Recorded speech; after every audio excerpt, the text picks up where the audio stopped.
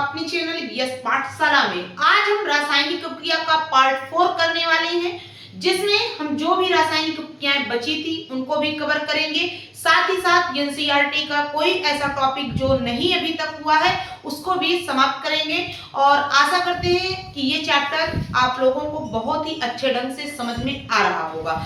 चलिए आइए इसमें जो अगली टाइप्स की अपक्रिया है उसके बारे में समझते हैं। यहाँ पर आपकी जो अगली अपक्रिया है वो है ऑक्सीकरण अपक्रिया, जिसको हम एनसीईआरटी में नाम दिया गया है उपचयन अपक्रिया। ये एनसीईआरटी का वर्ड है तो इसको तो आपको ध्यान ही रखना है। आप कह रहा है कि वह अपक्रिया जिसमें ऑक्सीजन की वृद्धि, ऑक्सीजन की बच्चों वृद्धि होगी और कह रहा हाइड्रोजन का ह्रास हो रहा है, तो ऐसी अपक्रिया क्या कहलाती है? उपचयन अपक्रिया। जैसे यहाँ पे आप कॉपर की रिएक्शन अगर आपने ऑक्सीजन से करा दिया तो यहाँ पर आपका क्या हो जाएगा? Copper oxide. क्या बन जाएगा? Copper oxide. क्या बन जाएगा? Copper oxide. यही बच्चों आपकी अपक्रिया क्या कहलाएगी? ऑक्सीकरण। यानी यहाँ पे जो ऑक्सीजन है वो आपका क्या है? हाइड्रोजन के साथ क्रिया कर लेगा तो हाइड्रोजन की क्या हो जाएगी? कमी हो जाएगी और ऑक्सीजन की वृद्धि हो जाएगी। तो यहाँ से आपको क्या ये रिएक्शन समझ में आ गई? इसी तरह अगर आप देखें तो 2Mg यानी मैग्नीशियम की जब रिएक्शन आप ऑक्सीजन से करा देंगे तो यहां से आपका MgO यानी मैग्नीशियम ऑक्साइड। बच्चों साथ ही साथ आपको नाम लिखते चलना है। आगे बढ़ते हैं अपचयन अपक्रिया। अपचयन अपक्रिया क्या होगी? कि ऐसी अपक्रिया जिसमें ऑक्सीजन का ह्रास, ऑक्सीकरण क्या थी? जिसमें आपका ऑक्सीजन की वृद्धि हो रही थी, लेकिन यहाँ पे ऑक्सीजन का क्या हो रहा है? ह्रास हो रहा है तथा हाइड्रोजन की वृद्धि होगी। ये अपक्रिया क्या कहलाएगी आपकी? तो ये आपकी अपक्रिया क्या कहलाएगी? अपचयन अपक्रिया। यानी जिसमें आपको ऑक्सीजन का ह्रास हो रहा होगा और हाइड्रोजन की वृद्धि हो रही होगी वो अपक्रिया कहलाएगी अपचयन अपक्रिया। और जिसमें आपका ऑक्सीजन की वृद्धि होगी, हाइड्रोजन का ह्रास होगा, वो आपकी ऑक्सीकरण या उपचयन अपक्रिया कहलाएगी। आशा करते हैं कि ये दोनों अपक्रियाएं आपको समझ में आ गई हो। इसका उदाहरण करेंगे तो यहाँ पर आपको उदाहरण अगर इसका करेंगे तो यहाँ पे कॉपर ऑक्साइड की रिएक्शन आपको करा देना है किसके साथ? हाइड्रोजन के साथ। क्योंकि किसकी वृद्धि हो रही है बच्चों? हाइड्रोजन की। तो यहाँ से आपका कॉपर क्या हो जाएगा? अलग हो जाएगा और H2O यानी जल के अणु बन जाएंगे। तो यहाँ पर ऑक्सीजन की क्या हो रही है? कमी और हाइड्रोजन की क्या हो रही है? वृद्धि। तो ऐसी अपक्रिया क्या कहलाएगी? अपचयन अपक्रिया। ठीक है, आशा करते हैं ये दोनों रिएक्शन आपको क्लियर हो गई होगी। चलिए बढ़ते हैं अगले रिएक्शन के बारे में। रासायनिक अपक्रिया के चैप्टर में अगर आपका मोस्ट इंपॉर्टेंट जो रिएक्शन है आपके बोर्ड एग्जाम की दृष्टि से वो है आपकी बच्चों रेडॉक्स अपक्रिया। आप वेरी इंपॉर्टेंट इसको अभी से लिख के चलिएगा, ठीक है, और साथ ही साथ समझिएगा भी। कह रहा है कि वह अपक्रिया जिसमें उपचयन यानी ऑक्सीकरण तथा अपचयन होता है, जिसमें एक पदार्थ दूसरे पदार्थ के इलेक्ट्रॉनों का स्थानांतरण करते हैं, रेडॉक्स अपक्रिया कहलाती है। आइए इसको उदाहरण के माध्यम से समझते हैं।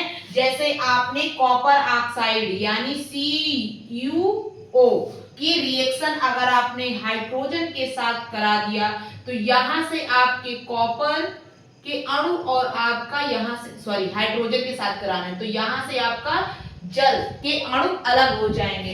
यहाँ पर जो आपका क्या है? ये आपका क्या है? Copper oxide. क्या है बच्चों? Copper oxide. एलिमेंट्स के नाम जरूर आपको याद आना चाहिए। हाइड्रोजन और यहां से आपका ये क्या हो गया? कॉपर और इसके क्या है? ये जल के अणु। ठीक है, अब यहाँ पे आप लिखेंगे कि जो आपका यहां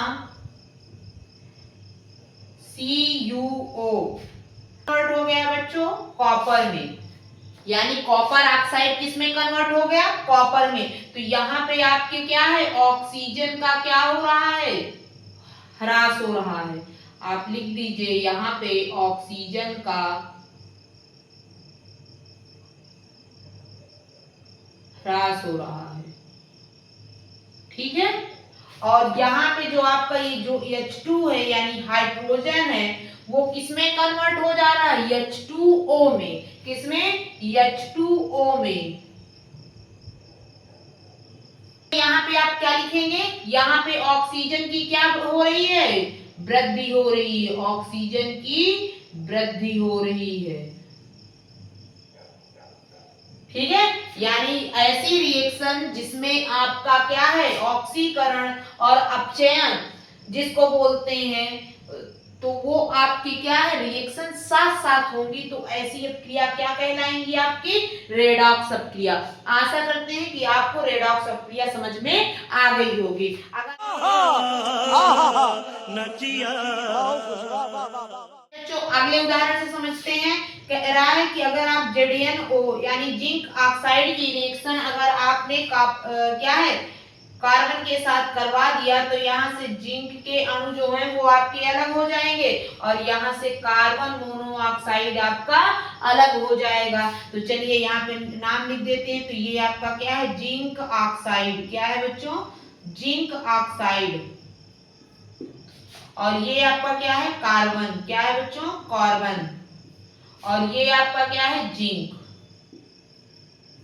और ये आपका कार्बन मोनोऑक्साइड।